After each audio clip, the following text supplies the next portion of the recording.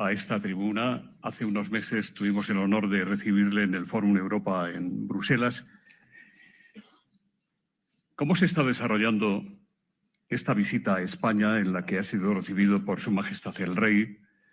Ha comparecido en la Comisión de Defensa del Congreso de los Diputados y visitado el Centro Europeo de Satélites de Torrejón. Le preguntan qué objetivos o propósitos le han traído a España en esta ocasión.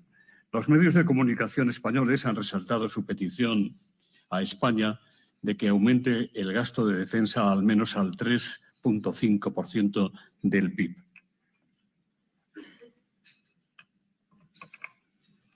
Well, first of all, really good morning to everybody, and Minister, thanks very much for your kind words today and for our meeting yesterday. Maybe answering such a broad question, I will try to make some introductory remarks, on what brought me here and what I see is our common responsibility and common job, and then I will answer all other questions. So really, for me, it's a very big pleasure to be back here in Spain and in Madrid. And I will remind that your Prime Minister said in Munich, we Spaniards are far away from Russia, but we know quite well that Putin is a real threat. And that is good to hear, especially if you are like me from Lithuania, from Baltic region. And that is, I come to Spain because there is no European defense readiness without Spain. Spain has an important defense and space industry that makes impressive products and achieves great things. Spain is an European space leader. You made a decisive contribution recently to Govsatcom, and thanks to you, all member states can now enjoy sovereign satellite communication. And Spain has shown strong support to Ukraine all during the war. And I'm happy about the strong military commitment of Spanish Ministry of Defense and armed forces to support Ukraine with priority defense equipment, including air defense. Now we have new possibilities to increase our support and to make it more stable and predictable. Because from April, Commission and Ukraine will start to implement the new big 60 billion euros Ukraine support loan for the defense of Ukraine. Ukrainian authorities identified their clear strategic priorities: drones, missiles, 155 millimeters extended range ammunition. The biggest challenge, missiles. 2 days ago in Brussels, I had a conversation with all the major European producers of missiles. Soon I will go on a missile tour, visiting missile producers together with the national defense ministers to discuss implementation of what I would call a special program. We want governments to urgently sell to Ukraine the needed missiles from the government stockpiles, and industries to be ready to quickly produce the quantities needed to replenish stockpiles. I hope that Spain again will be an active partner in this program to assist Ukraine. So defense really is a clear strategic priority for all of us, both in member states, in Brussels, here in Spain.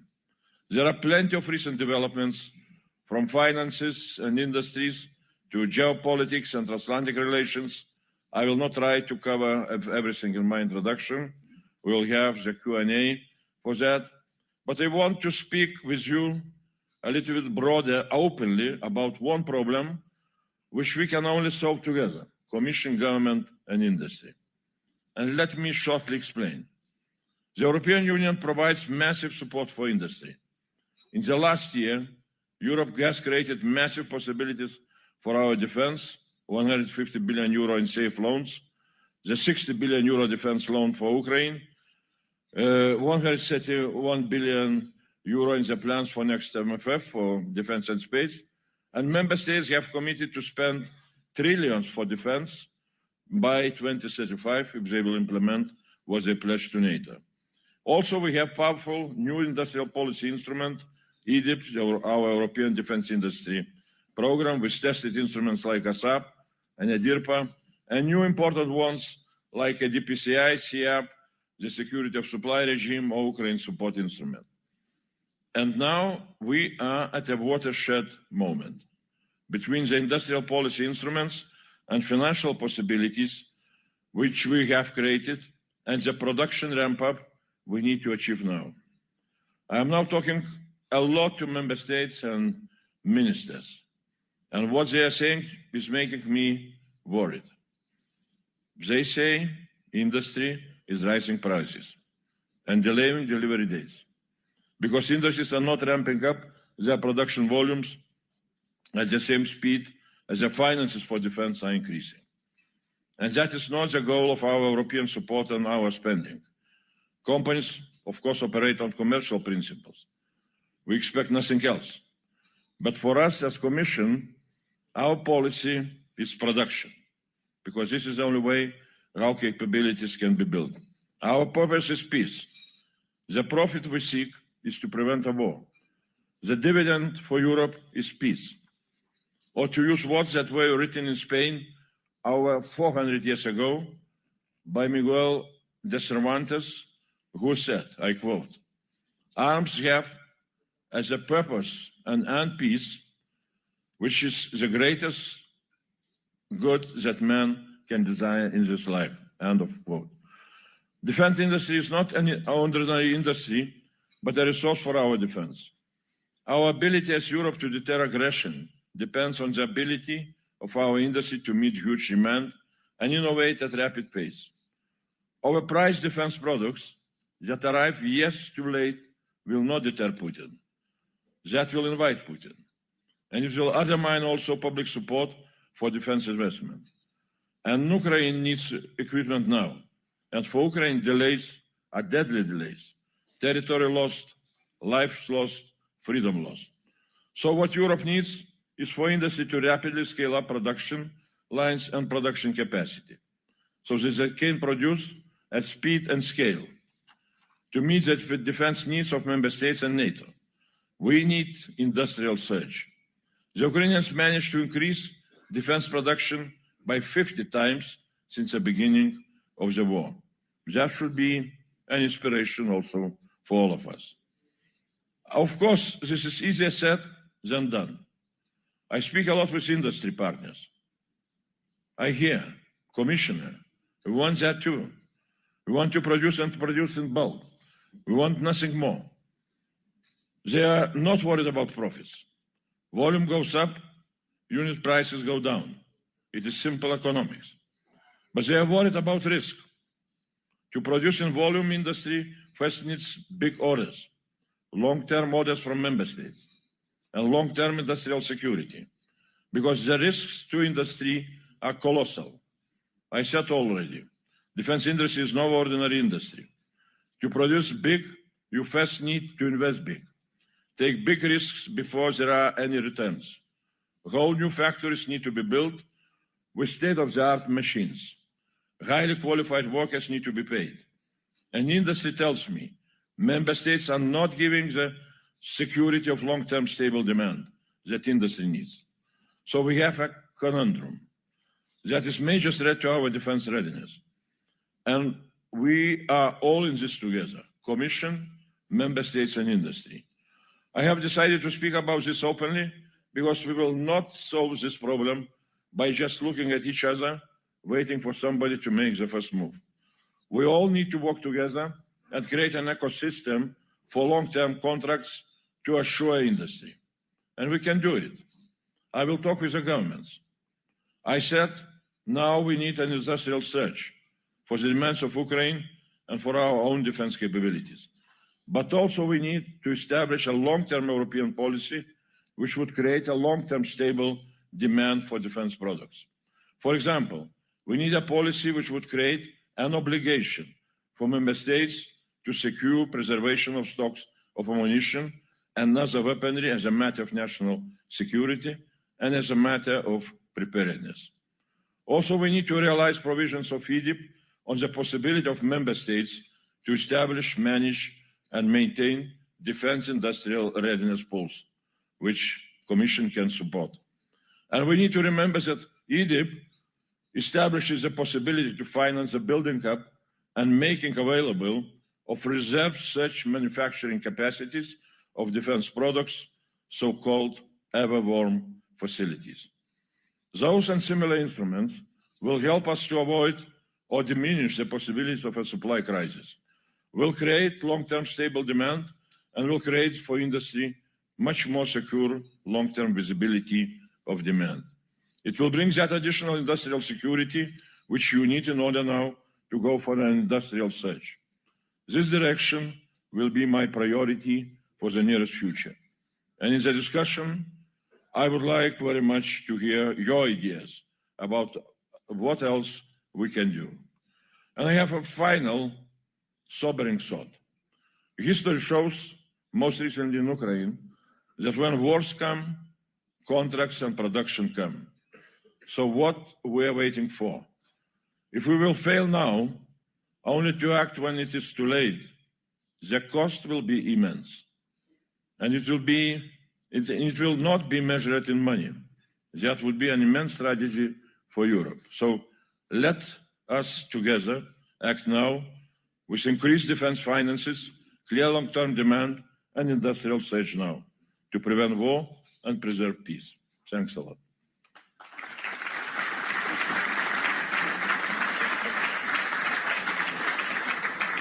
Muchas gracias, comisario. En la conferencia de seguridad de Múnich, la presidenta von der Leyen insistió en que la Unión Europea debe dar vida al artículo 47.2 del Tratado de la Unión Europea, referido a la solidaridad entre Estados miembros ante desafíos geopolíticos. ¿Cree que podría activarse esa cláusula de defensa mutua, 47.2, y en relación con el artículo 48.2 del Tratado de la Unión, cuáles serían, en su opinión, señor comisario, las principales reformas necesarias, tanto de tipo jurídico como en el plano institucional, para que la Unión pase de las declaraciones de intenciones a ser un actor militar creíble? ¿Qué papel cree usted que podría tener España en ese proceso de reforma? Well, thanks again for a very good question and very broad. We can discuss, I don't know, till late evening. And yesterday we started to discuss some of those issues with your Foreign Affairs Minister. Very interesting discussion. So now really what we need to understand when we're talking about defense and defense readiness of Europe, we need to understand that defense readiness has three pillars. One is what I call material defense readiness, so weapons, production, finances, and so on, which we were really spending time on that during all last year. Things are moving, but as I said, there are some new challenges which we need to find the way how to meet them. Second is institutional defense readiness, how we are organizing ourselves on the European continent, and especially, if we are taking into account that our transatlantic partners, according to their strategic documents, not just, to some kind of emotional, statement sometimes, but to their strategic documents, which really has very clear rational basis, they are ready to concentrate their efforts much more on mitigating Chinese rising military power and moving, closer to Indo-Pacific region and Western Hemisphere. And the third pillar is what I call political defense readiness. How to keep political will in our countries to defend ourselves and to build defense of our countries in order to deter aggression when really Russia is using all the hybrid means in order exactly to attack this political will of our people. So those are three major pillars. Now, really, when we are taking into account those three pillars, we need to see what challenges we're facing. And I will not say anything here very new. From one side, we see, as your Prime Minister said, Russian aggression really is a threat to everybody. And as our intelligence services are saying, it can come quite soon. So that demands from us really very speedy decisions and ramp up of our capabilities. From another side, Americans are saying that they will start to diminish. So that means that really we need to have quite a complex agenda on our table. From one side, we need to take care about our own capabilities. From another side, we need to look into institutional side, and that should be related with what we call European building of European independence in defense. And that means also that we need to look how we shall use very important article 42.7, which demands from member states to provide mutual assistance to another member states which is becoming victim of aggressive military attack by all means. And this is a very powerful article. We have, Daniel here, who knows much better about the treaties and language, and like I am a little bit worried that he can, tell that I am wrong in my interpretation of the treaty. But this is, a powerful article, because some experts are saying that if to look procedurally, this is more effective even than NATO Article 5. Because in NATO, to initiate Article 5, you need to have a unanimous council decision. For Article 42.7, you need simply the country to declare that it's a victim of military aggression. All others, we need to come with, assistance, mutual assistance by all means to assist that country. So President Niinistö, in his very famous report on preparedness, said this is really very crucial article for us, but till now, we did not develop the language, what is called operationalization, how we should make this article operational. So now we are working on that. Really, we are looking how we can, implement that article with clear coordination and provision of what is needed for member states. And that could be, again, step forward in really building our institutional defense readiness. That we should be ready, whatever will come, we should be ready to use this really important article in the best way.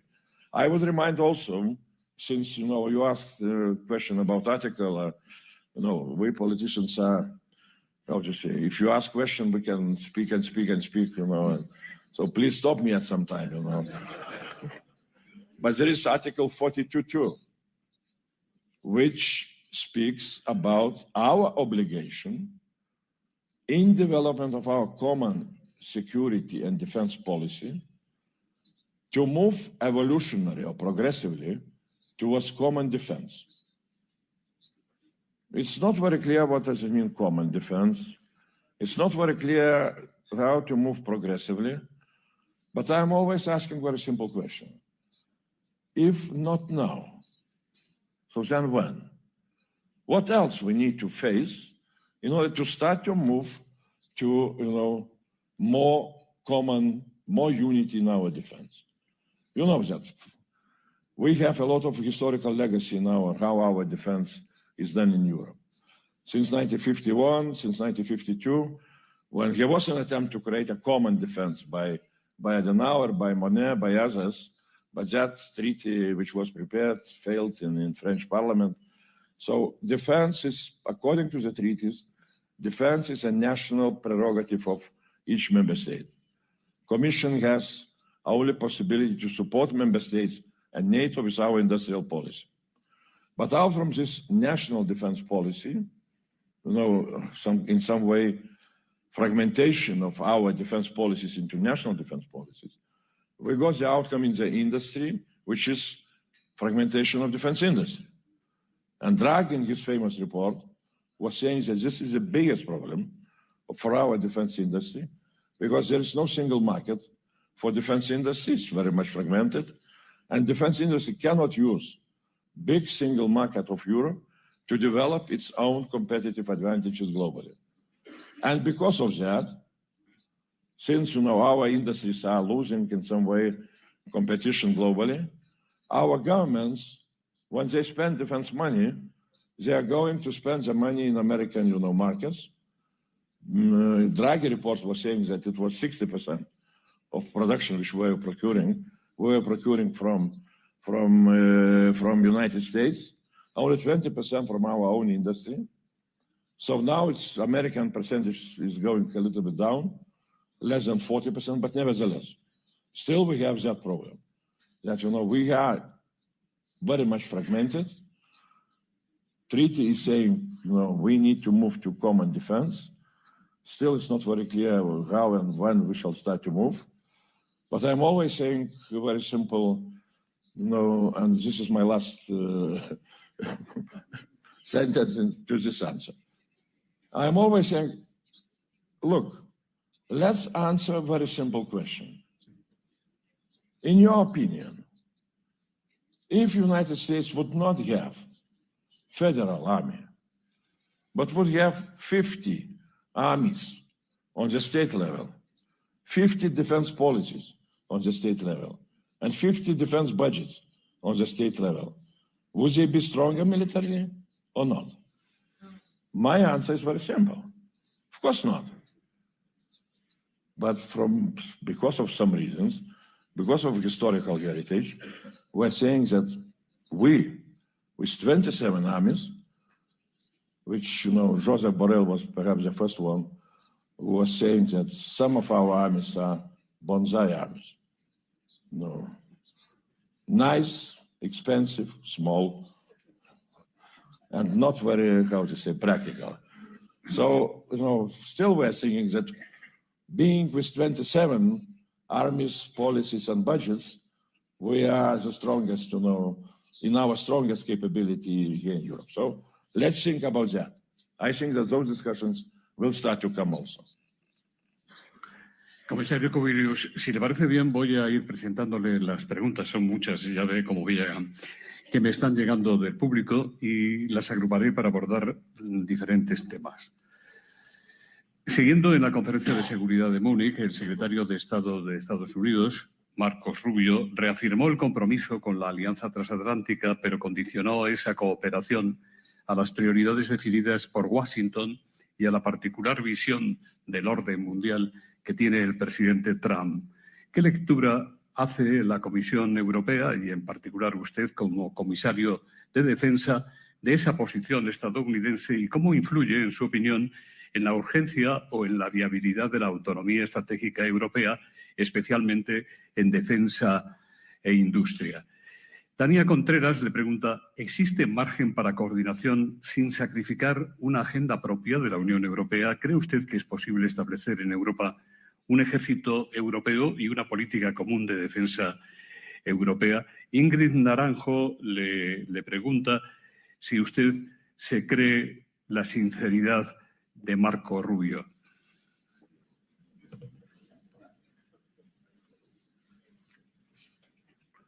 Well, Marco Rubio spoke very nice, historical, I would call sentimental speech, which was nice to hear. I immediately, in one of those Munich, seminars, I expressed my concerns that, it would be good that Europeans would not start to relax in building of our defense independence. Just hearing really good speech of Marco Rubio,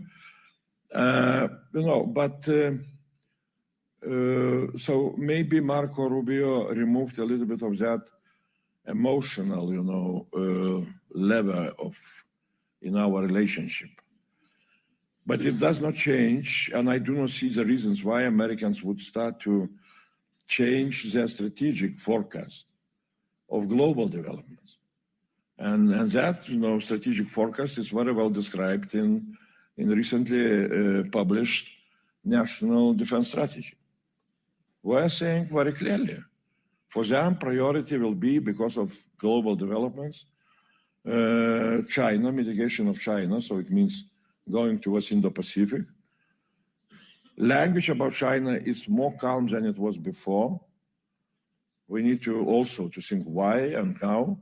I see that Americans are forecasting that really China till, during next decades, till the end of the century, can grow into very strong, economically and geopolitical entity, and that will be new reality, and the world needs to adapt. If earlier we were hearing, that Americans, will in some way will compete with China, who is the global boss. Now I see a little bit, different approach, but definitely they will move their resources towards Indo-Pacific, and they're asking us to take care about our security here in this region. And perhaps, most convincing argument during Munich conference I got from Alex Grinkiewicz, Secure of NATO, American general. And he spoke that even before, and then that is repeated in all different analytical, papers of United States strategists, that when Americans are calculating such a scenario that Russia and China can collaborate in deciding to test really the whole West, at the same time starting operations, aggressive operations on different, flanks of Euro-Asian continent, let's say so, Americans are saying for them it will be difficult to manage both conflicts at the same time. And that is why they are asking us to see the same perspective, to see the same challenge, and to take this responsibility really very, very strongly. Now, what does it mean to take responsibility? Definitely, we know that we were investing into our capabilities. We need to build them. I would say that, that last year, member states agreed with NATO on so-called capability targets, which are designed by NATO, what each member state needs to build up in terms of capabilities, in terms of number of new tanks, artillery, aircrafts, whatever, drones, and things like that. And in general, at least those numbers are, discrete. They are not announcing, but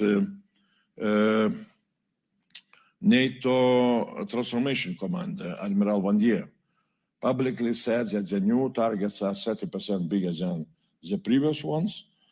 And the previous ones from 2021, since we Europeans are, lazy, they were not implemented also by 30%. So it's very simple. I graduated at some time physics, but this is first class arithmetic. You can calculate very simply that we are at the moment at the level of 50%, what we need to have according to new capability targets of NATO in order to be ready to deter Putin. So there is a big gap what we need to do simply to develop, our capabilities. Second, if really we are seriously, taking this perspective that Americans can start to diminish, maybe without emotions, in an orderly way, their presence on the European continent, then we need to be ready to replace what now they are providing us. And for example, we are very heavily dependent on so-called strategic enablers, what Americans are providing. And strategic enablers are those, military people know very well what does it mean. They are not shooting, themselves, but without what they are giving to our militaries would not be able to shoot, because those are space intelligence data, space secure communication, like Starlink. Here we have airlift capabilities, air refueling capabilities, and all those things which really till now were provided for our militaries very much by Americans, and we shall need to replace that by our own capabilities. So it's big task, but it's it's manageable. It costs money, but those products are available. We are building now new satellite constellations for Earth observation, governmental service, for intelligence data. We are building IRIS² for secure satellite communication, like Starlink. Experts are saying that it will be better than Starlink. I am not arguing with those experts. If you are saying that that will be better than Starlink, good, I believe in that. But besides those material things, there is a question of American troops, 80,000, 100,000, which are located here on the European continent. And again, some experts are saying that they are playing crucial strategic role. They call it backbone military force on the European continent, because this is cohesive, standing army, which has all the means to be very mobile, to move from one region of Europe to another region. And if they would start to diminish that number, for us the problem will be how to replace that. And again, experts are saying, simple Lego combination of 27, branches of our different armies, once a year coming together to train, will not bring that quality which now Americans are providing with their standing and cohesive army. So if we want to replace, we need to create, we call it whatever, European army or European rapid reaction force, I see that as an issue, because I do not see really clear alternatives how we can, replace that capability. So, and again, here should not be misleading some kind of thoughts, because the terminology of European army has some kind of, again of some historical legacy. The first time it was introduced by Adenauer, by Monnet, back in 1950s with the Treaty on European Defense Community. And their proposal was that let's create a European army and let's abandon national armies. So I don't see such perspective now. When we're talking about, European rapid reaction force or European army of some kind of, limited size, I'm looking how to replace American resources, American troops, which now are working, hand in hand with European national military forces. So we need to keep that, the same approach. So that's about European army. But Spanish position, for me, it looks like really interesting, attractive. I think that we need to not to be afraid to raise such kind of issues for our discussions, for our debates. I see another problem, that where and how we can decide on the answers to those questions. And in my view, really there is a lack of some kind of proper platform to seek for really important decisions of such kind. Because, well, minister knows much better, but when I am visiting council is very important, but I do not see that council is the best way to have such kind of deep, discussions, trying to find the best answers. So that is why looking into some kind of new experiences, E5 plus, formats where big countries are coming together. I suggested to bring back what was proposed by Macron and Merkel almost 10 years ago, an idea of so-called European Security Council. First of all, maybe very informally, but a little bit more formalized than E5 plus, to have the same, 5 big countries like Germany, France, Italy, Spain, Poland, maybe, UK, if we are discussing issues outside of, of European Union, if we are discussing broader European security, and then adding 3 rotational members, adding, Commission President and Council President, and to have such a platform, what Angela Merkel was also urging, in order to discuss most important issues and to prepare swift decisions. That would be, in my view, a very practical step forward, looking, for answers into those big questions. Muchas gracias. Siguen llegando las preguntas, señor comisario. ¿Qué obstáculos ve a la colaboración de la industria europea? ¿Hacen falta campeones industriales de defensa europeos? ¿Cómo puede evitarse, le preguntan, que el aumento del gasto en defensa termine beneficiando principalmente a proveedores no europeos? Well, definitely, I am really not against champions. And again, I can remind you Draghi report when he spoke about fragmentation and what is the consequence. And the consequence is that global champions in defense industry are not Europeans. The biggest European company, defense company, which is in, among the top global companies, is Leonardo, number 13. The first 10 are Americans and Chinese. So that's what brings some kind of very clear answer. And that globally to compete, definitely you need to have size.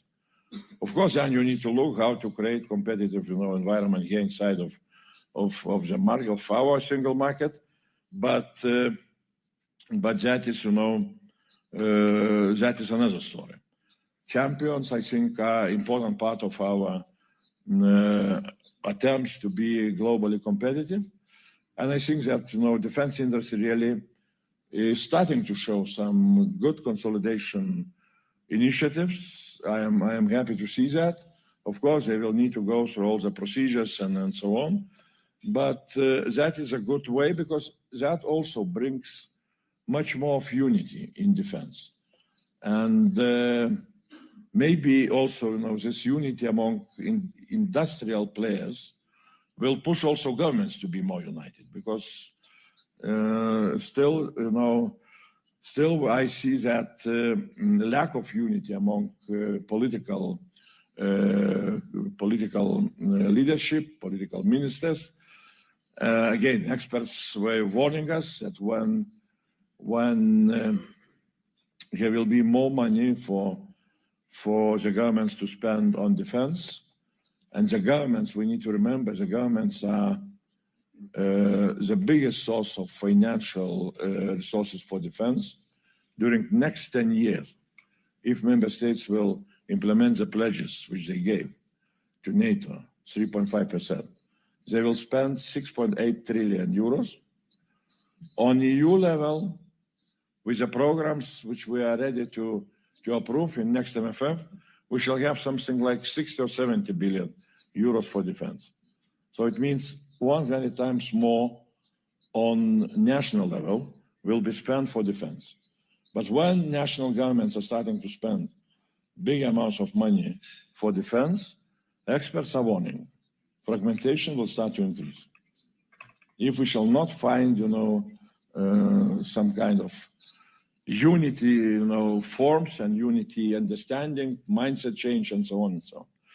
So that is why, for example, now it's very important new things which we are doing with implementation of new program EDIP is so-called, and we announced the first call for EDPCIs, European Defense Projects of Common Interest, where we are inviting member states to present pan-European initiatives on pan-European projects or regional projects in such a way, how to say, incentivizing their real collaboration and unity. And I see that, here can be perhaps the first three, those CDPCIs can be air defense shield for air defense, then missile defense shield, also third one, Eastern Flank Watch.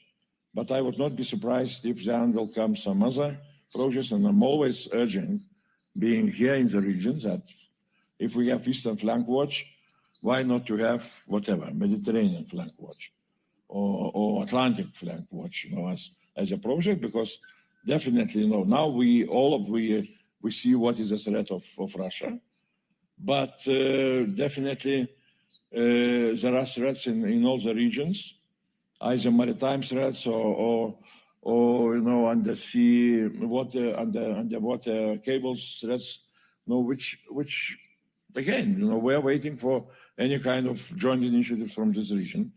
Now and definitely we're looking how to incentivize member states to spend more of their money, not only for joint procurement, which we have instruments established, a DIRPA program, but also for more of European products. And I'm always saying that it's not a protectionism. European defense industry is one of the crucial defense resources. In my understanding, we have 4 defense resources which we need to take care about them. One is really weapons. We need to have weapons in advance in our stockpiles. Second, we need to have military personnel trained and ready to be mobilized.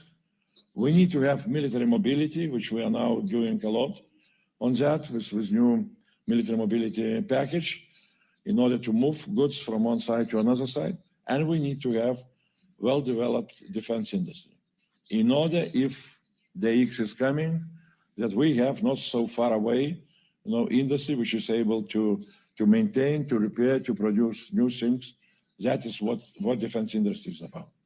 And if we are not investing into our defense industry, we are not doing what we need to do.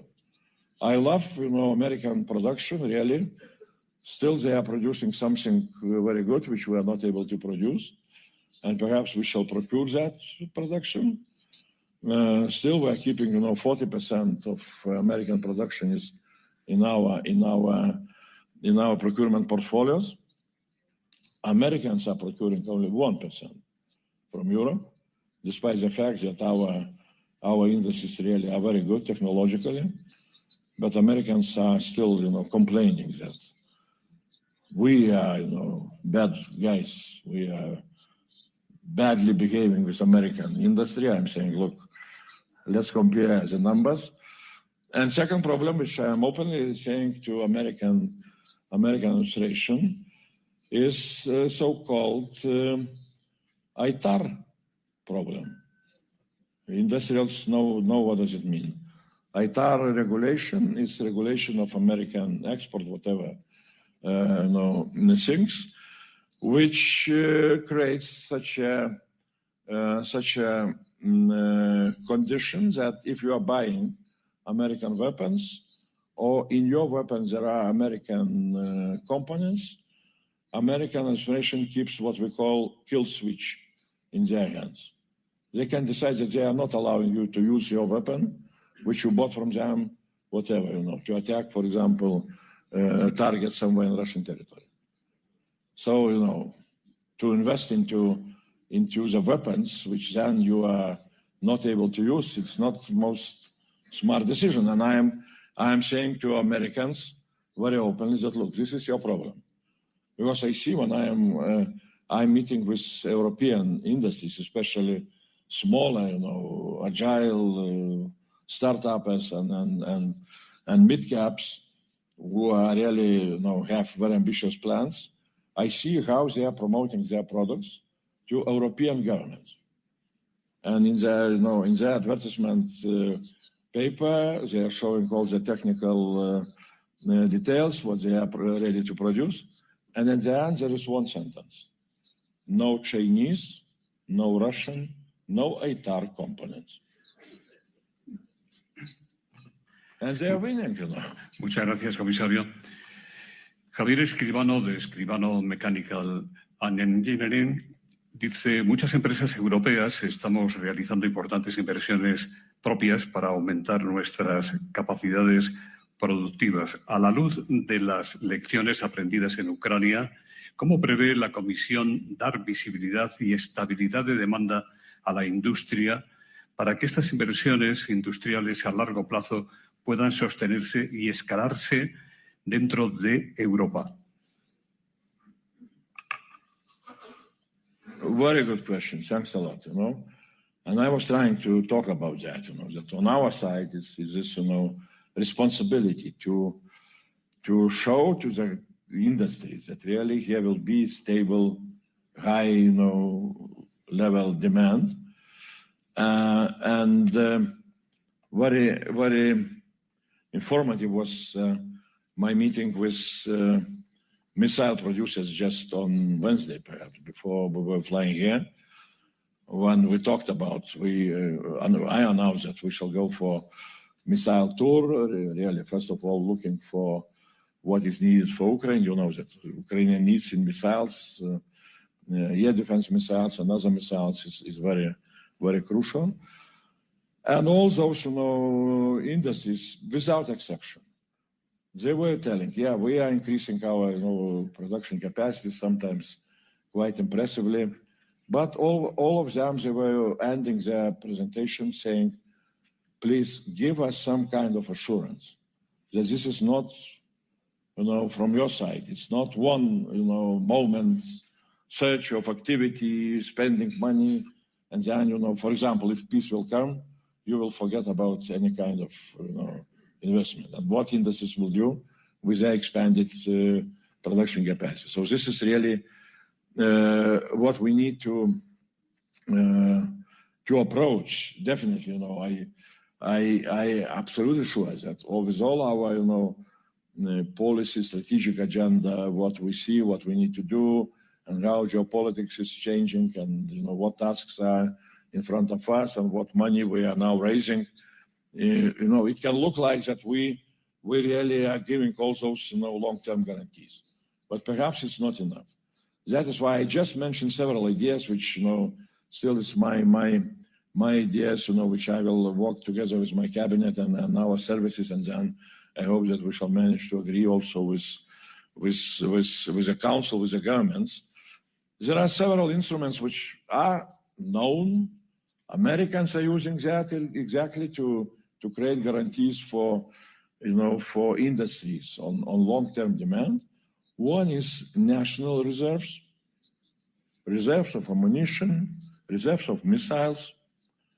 I don't know, for the time being, we shall try to get more information. What is with the reserves now in Europe? But I read one interesting think tanker's paper about European defense with less of America, and where they mention that think tank, really important and well-known think tank, international think tank, CSIS, Center of Strategic and International Studies in Washington, D.C.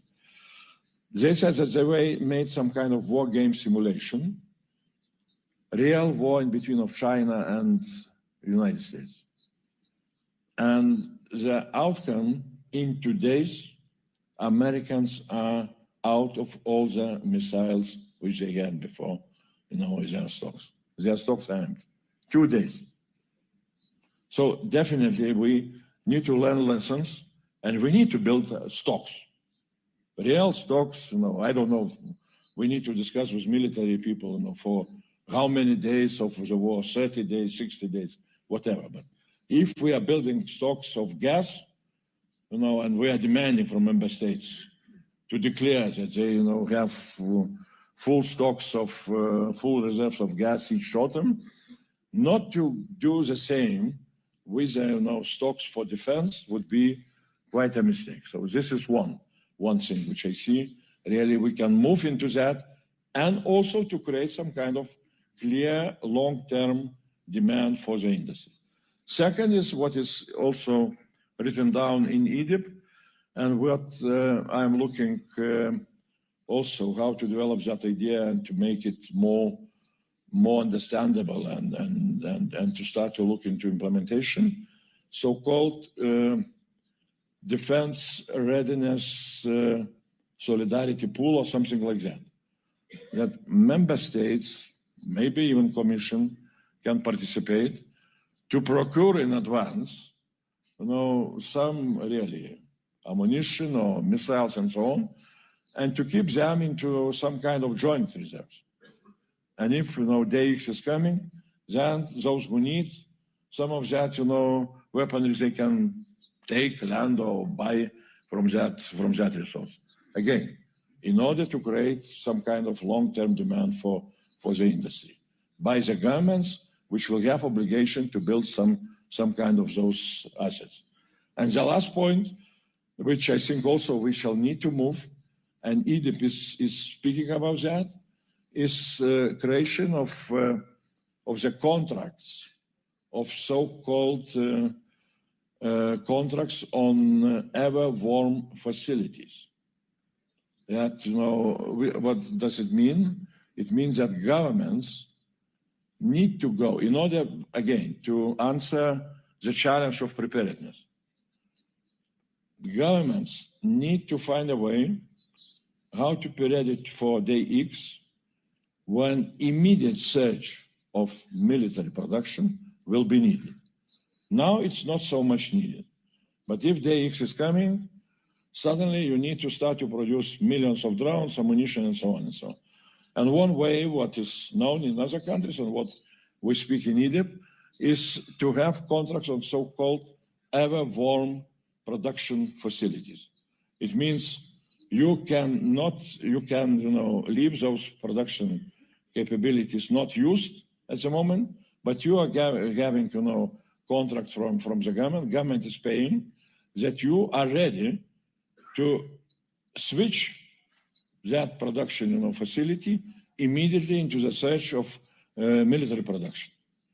So that could be also some kind of longer-term guarantee. So that's about how we can really bring this security for your developments in terms of our industrial policy and our industrial long-term instruments. Comisario, ante el estancamiento del programa FCAS, el consejero delegado de Airbus, Guillaume Fogui, acaba de plantear que su compañía estaría dispuesta, si lo solicitan los gobiernos involucrados, España, Alemania y Francia, a respaldar una solución con 2 cazas y se comprometería a desempeñar el papel de líder en ese esquema reorganizado. ¿Qué valoración hace usted de esta propuesta a la que Airbus cree que podría atraer a nuevos socios europeos? ¿Entiende que todavía hay alguna forma de salvar el FCAS, cuyo coordinador es Indra?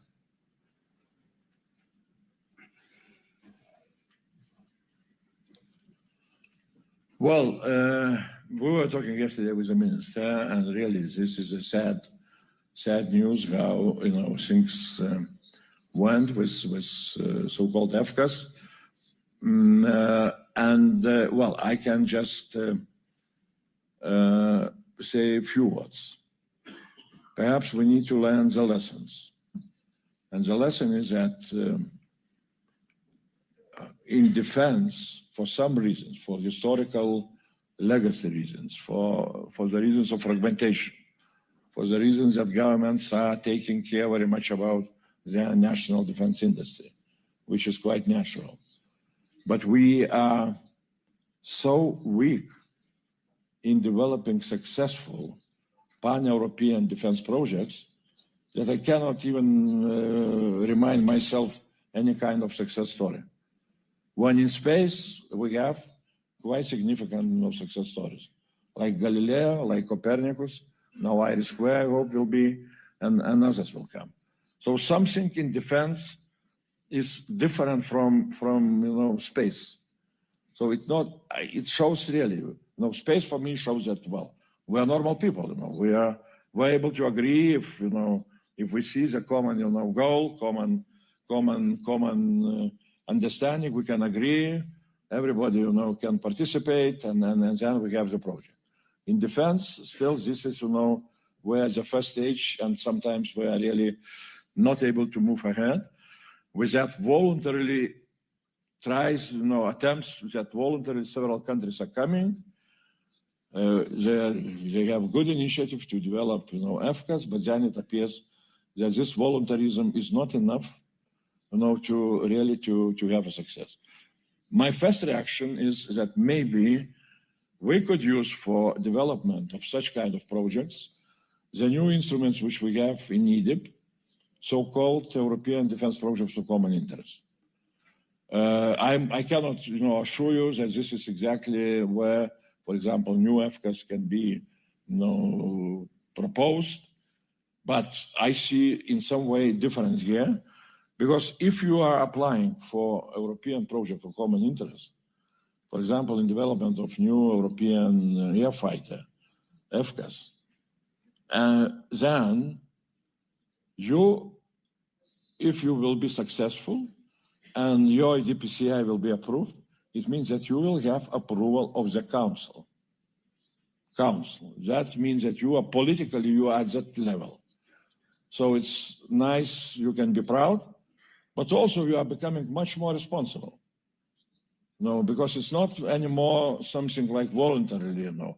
Yeah, beginning is voluntary, but then you are getting this status and you have some kind of much bigger responsibility. Second, this status also would give you possibility to have access to European funds. And if you are getting funds, definitely, again, Commission will ask, so what are you delivering? You know? Why are you not delivering what you promised? So a little bit of that, you know, how to say, consolidation of the structure of institutional approach, you know, maybe could be exactly some kind of this additional instrument which would allow us to overcome this, you know, permanent European problem that in defense we cannot develop successful pan-European projects. Luis Furnel, de OESIA, dice que el entorno estratégico de Europa se está deteriorando más rápido que la generación de capacidades militares para garantizar la estabilidad industrial y mantener la soberanía tecnológica. Y le pregunta a Luis, ¿cuál considera usted que es la brecha de capacidades más urgente, ya sea una preparación operativa, municiones, producción industrial, infraestructuras espaciales? ¿Qué medida práctica debería aplicar la Unión Europea de inmediato para cerrar esa brecha en los próximos 12 o 18 meses?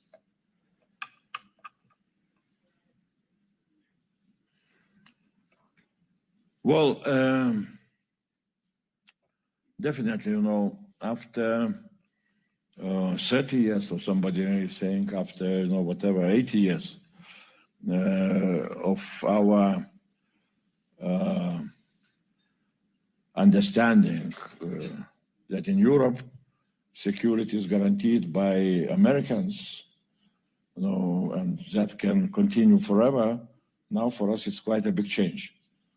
And sometimes I'm saying that, you know, the biggest problem and the biggest challenge is change in mindset, you know, not in how we are producing. If mindset will start to be, you know, adapted to these new challenges, then things will start to move more quickly.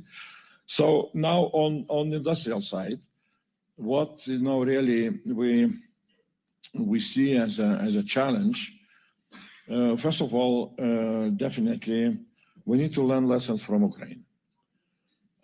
Industrial lessons, production lessons, innovation lessons. And we really need to prepare ourselves for the wars of tomorrow, not for the wars what our, you know, parents have seen during Second World War, or what we see still, you know, in nice Hollywood movies. The war in Ukraine is totally different. And to expect that, oh, we shall fight a different war, you know, we shall have air superiority and so on, I'm not so sure that this is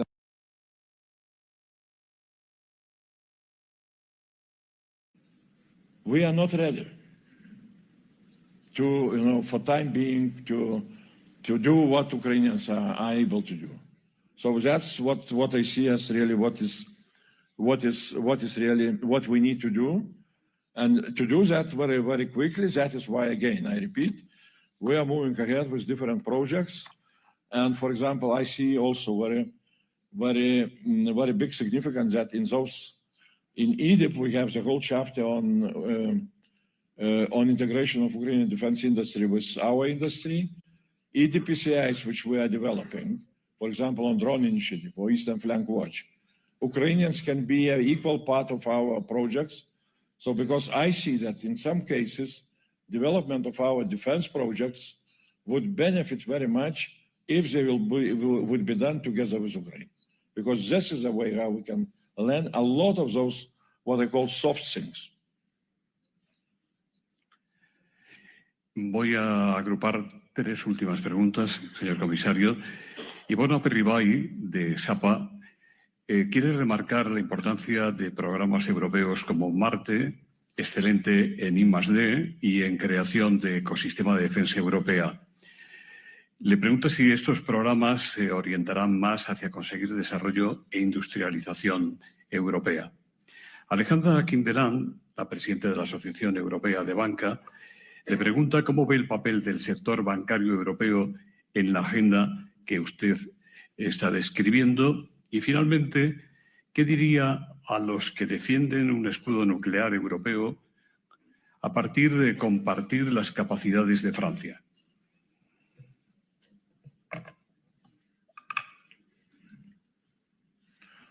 Well, on R&D, definitely, defense very much depends on good R&D. And we have European Defense Fund, which is covering the needs for our militaries. Of course, there are a lot of national initiatives also. Now, in the next MFF, we are increasing 5 times defense spending. So it means that also we can expect that European Defense Fund will have an increased funding. Let's look for that. Of course, also we need to look again, if to compare how we are working with our funds and grants for research and development. So in average, it takes almost 2 years. If you apply for a grant, after 2 years, we're giving you a grant. When we were trying to explain to Ukrainians, they said, well, it's impossible. So, but that's, how to say, it demands simplification, of course. We are moving also with simplification agenda. We passed very ambitious simplification omnibus in Commission, but I'm joking that we need also to have simplification of simplification. Because in the Council, in the Parliament, still long debates. I would be happy if, on 1 year anniversary of our proposal, we shall have something substantial on that. So that's still, how we are working. It would be good to change. Now, we also are preparing some new, much more rapid reaction instruments, like Agile. We shall come out with that perhaps in March, with regulation. Again, with possibility for industries to get, innovative industries, to get grants for their development, for industrialization very quickly, a limited amount of funds, but nevertheless, that could allow really to move ahead. Of course, each project has a risk element, but we need to adapt also to become more risk acceptive. That not all the ideas can be materialized in industrial projects, but that's what we need to do. Banking sector, there is some progress. We were from the very beginning really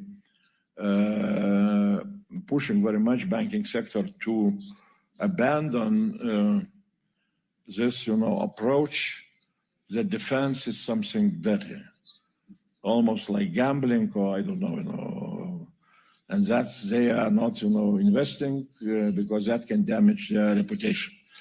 And that was even with EIB, European Investment Bank. So we really pushed reforms in that perception, and EIB really is in some way standard setter. So EIB changed their language. It took some time. For me, it was again a little bit strange because the governments were asking, that we should push EIB for change, but EIB governing board is, finance ministers of each country. So they asked us to push them in order to change that regulation. So now, really, we are working with EIB, and I hope that also banks are becoming much more open to investment into defense. And I remember very well one of those roundtables which we had last year with the banks, when still, we were speaking a lot about how important it is for banks to be much more open, that ECG criteria is not against defense. And, some banks were saying, we cannot invest because, people will not understand, and so on and so on.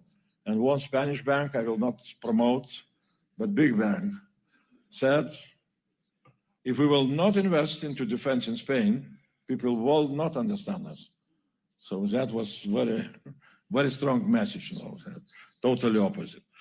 Now on nuclear shield, I'm really Commission, we are not jumping into that discussion. This is for member states, how they will discuss and how they will find what is needed. At least I hear from Americans that they are ready to keep nuclear umbrella for Europe, that we should take care about conventional defense. For me, it's quite a clear assurance. Definitely, if we would like to start develop now nuclear umbrella, it will cost a lot of money additionally. And I'm not so sure that, really it would not, that we will be able at the same time to develop our conventional capabilities and nuclear capabilities. And the last point, I am always saying, look, let's learn first of all, how in a more united, more jointly approach, we can develop European conventional defense capabilities. Let's learn the lessons, Why, let's show that we are not only failing with FCAS, that we can build some kind of FCAS and so on. And only after that, we can start to look into much more complicated issue of nuclear defense, which will demand much more sophisticated, approach of unity, governance, and things like that. So that's why I'm not jumping into that discussion, because in my view, it's a little bit, turns our attention from really what we need to do now from conventional defense capabilities. Señor comisario, pido disculpas a todos los que han hecho preguntas y no puedo trasladarlas por falta de tiempo. Le voy a dar un último turno para que usted lance los mensajes finales que quiera. Pero antes, permítame que le agradezca su participación y la de la señora ministra de Defensa, la señora Robles, en nombre de Escribano, General Dynamics, Indra, OESIA y SAPA, y en el nombre también, por supuesto, de Nueva Economía Forum. Su último turno. Oh, my final vote is thanks a lot, as always. Really, thanks a lot for this conversation. I think that really they are very much needed. And I enjoyed this one. So it means that really I would be happy to come back. And from the very beginning of my mandate, I was repeating everywhere that in defense, we need what I call big bang. It's not enough of incremental, development. We need big bang on finances, on production. So we did something last year on financial big bang. Now we need, production big bang. But one, I see this, much broader perspective. Americans shifting. We need to take care about our management on the European continent. How we shall build European pillar of NATO and a lot of other things. How we can be much more effective with pan-European industrial projects. I'm saying, well, now we need intellectual big bang in defense. And this, breakfast was very, very, very, very strong, intellectual breakfast on that topic. So thanks a lot. Thanks a lot very much. Muchas gracias. Le esperamos de nuevo a mediados de marzo en el Foro Europa en Bruselas. Están ustedes también invitados. Muchas gracias de nuevo, comisario. Thanks a lot.